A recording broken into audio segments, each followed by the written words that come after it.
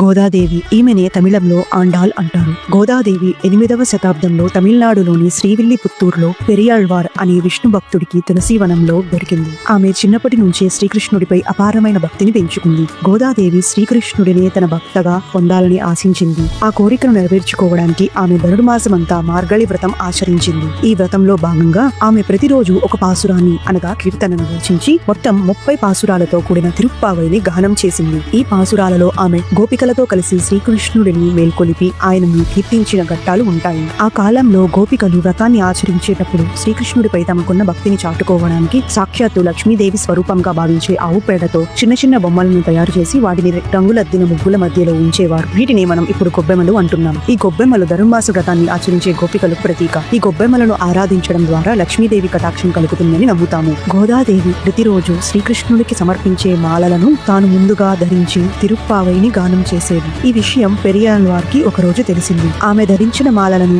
దేవుడికి ఎలా పెడతాము అని గోదాదేవిని పెరియాళ్వార్ మందలించాడు. గోదాదేవి చింతతో మాలలను తీసేసింది. అదే రాత్రి శ్రీరంగనాథుడు స్వప్నంలో పెరియాళ్వార్కి దర్శనమిచ్చి ఆమె ధరించిన పూమా